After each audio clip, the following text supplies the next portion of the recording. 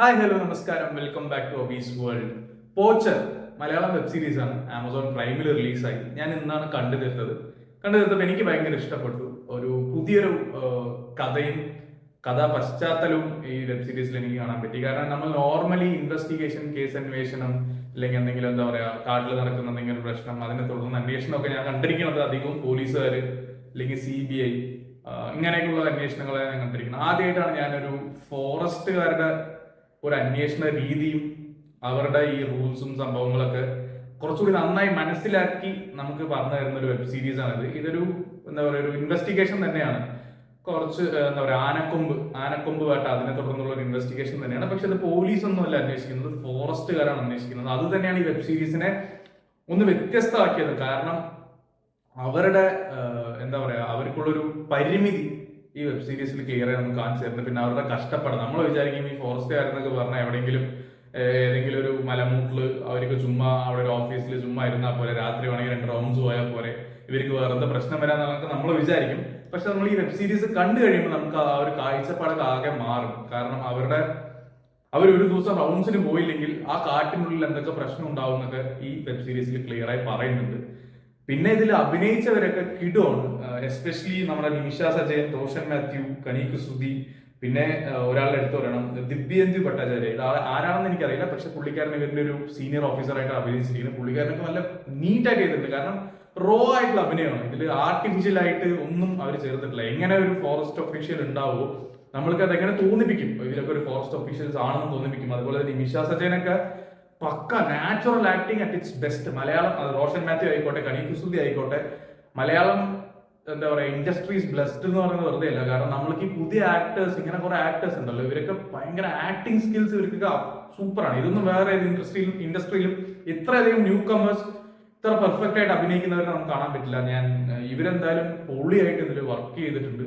അതുപോലെ main attraction ആയിട്ട് എനിക്ക് തോന്നിയത് ഇതിന്റെ സ്റ്റോറി ഞാൻ ഓൾറെഡി പറഞ്ഞു. പിന്നെ ഭയങ്കര ത്രില്ലടിപ്പിക്കുന്നുണ്ട് നമ്മള് ഒരു മുൾമുനയിൽ നിർത്തുന്ന പോലെയാണ്. നമുക്കൊരു വേട്ടക്കാരൻ എന്നൊക്കെ പറയുമ്പോൾ ഓ മൈ ഗോഡ്, അങ്ങനെ ഒരാളെ ഇവൻ ഇങ്ങനെയൊക്കെ ചെയ്യുമെന്നൊക്കെ നമുക്ക് തോന്നിപ്പിക്കുന്ന രീതിയിൽ നമ്മളൊരു മുൾമുനയിൽ നിർത്തുന്ന ഒരു വെബ് സീരീസ് ആണിത്. അത് കൂടാതെ എനിക്കിതിൽ ഈ വെബ് സീരീസ് കണ്ടു കഴിഞ്ഞപ്പോൾ എനിക്ക് മെയിനായിട്ട് തോന്നിയത് ആനയോടുള്ള എൻ്റെ ഒരു എന്താ പറയുക, ഞാൻ ആനയെ ഇതുവരെ കണ്ടൊരു മെന്റാലിറ്റി ഉണ്ടല്ലോ, അതാകെ മാറി, ഒരു കാഴ്ചപ്പാടാകെ മാറി. കാരണം നമ്മൾ ഈ അമ്പലത്തിലൊക്കെ പോകുമ്പോൾ ആനയെ കാണുമ്പോൾ ഓ മൈ ഗോഡ് എന്ത് ഭംഗി, ആന നെറ്റിപ്പട്ടമൊക്കെ ഇട്ടുന്ന ഉത്സവത്തിനൊക്കെ നിൽക്കുമ്പോൾ എന്തൊരു ഭംഗിയാണെന്നൊക്കെ കണ്ട് ഞാൻ ഭയങ്കര സന്തോഷിച്ചിരുന്നു. ആ ഒരു കാഴ്ചപ്പാടൊക്കെ എൻ്റെ ഈ ഒരു വെബ് സീരീസ് കണ്ടപ്പോൾ ആകപ്പാടെ മാറി. എനിക്കിപ്പോ ആനപ്രേമി എന്ന് പറഞ്ഞ് നടക്കുന്നവനോട് പുച്ഛമാണ്. സീരിയസ്ലി ആനപ്രേമി എന്ന് പറഞ്ഞ് നടക്കുന്നവനോട്, നാട്ടിൽ നടക്കുന്നവനോട് എനിക്ക് പുച്ഛമായി തോന്നുന്നു. കാരണം അത്രയും വലിയ ആ ഒരു ക്രീച്ചർ, അല്ലെങ്കിൽ ആ ഒരു മൃഗം കാട്ടില് കിലോമീറ്ററുകളോളം നടന്ന് ഫുഡ് തേടി സന്തോഷിച്ച് ജീവിക്കേണ്ട ഒരു സാധനത്തിനെ നമ്മുടെ നാട്ടിൽ കൊണ്ടുവന്ന് അതിനെ മെരുക്കി ചങ്ങലൊക്കെ ഇട്ട് ഒരാവശ്യമില്ലാതെ നമ്മുടെ സന്തോഷത്തിന് വേണ്ടി അതിനെ കൊണ്ടുവന്ന് നാട്ടിലിട്ട് നരകിപ്പിക്കുകയാണ് ചെയ്യുന്നത്. സോ അതൊക്കെ നമുക്ക് ഈ വെബ് സീരീസ് കാണുമ്പോൾ ക്ലിയർ മനസ്സിലാവും. അപ്പൊ ഈ സീരീസ് എന്തായാലും ആനക്കൊമ്പ് വേട്ട അല്ലെങ്കിൽ ആനയെ കൊന്ന് അതിന്റെ കൊമ്പ് എടുത്ത് ട്രേഡ് ചെയ്യുന്നതിന് എതിരായിട്ടുള്ള ഒരു സീരീസ് ആണ്. അതെങ്ങനെ നമുക്ക് പറഞ്ഞു തരാണ് ഇവർ ക്ലിയർ ആയിട്ട്.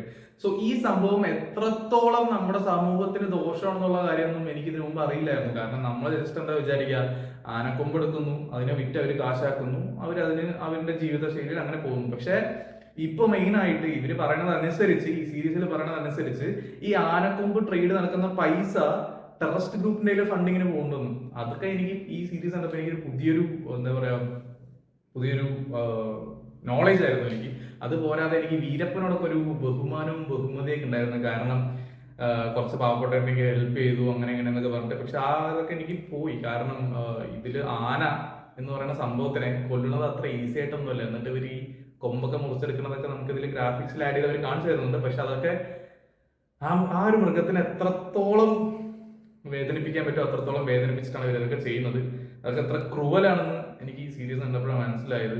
അത് മാത്രമല്ല, അത് നമുക്ക് കാടിന്റെ അടുത്തുള്ള നാട്ടുകാര്, കാട്ടിലെ മൃഗങ്ങള്, അവരെത്രത്തോളം മനുഷ്യന്മാര് കാരണം എത്രത്തോളം എഫക്റ്റ് ആവുന്നു എന്നുള്ള കാര്യമൊക്കെ ഇതിൽ ക്ലിയർ ആയിട്ട് പറഞ്ഞിട്ടുണ്ട്. അത് കൂടാതെ നല്ലൊരു ഇൻവെസ്റ്റിഗേഷനും ഇതിൽ ഇവർ കൊണ്ടുവന്നിട്ടുണ്ട്. നല്ല മ്യൂസിക്കാണ്, നല്ല ക്യാമറ വർക്കാണ്, കളർ ഗ്രേഡിംഗ് ഒക്കെ പൊളിയാണ്. എപ്പോഴും ഇരുട്ടായ പോലെ ഒരു സിറ്റുവേഷൻ ആണ്. അതൊക്കെ ഈ ഒരു കഥാ സാഹചര്യത്തിന് നല്ലപോലെ ചേരുന്നുണ്ട്.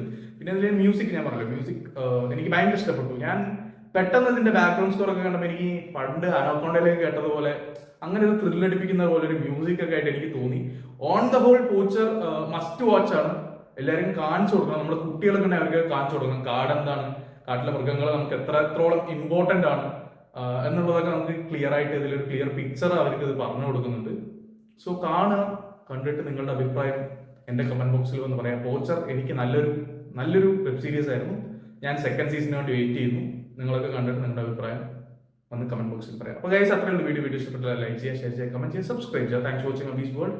ഞാൻ അടുത്തൊരു വീഡിയോ പെട്ടെന്ന് വരുന്നതായിരിക്കും. Bye guys.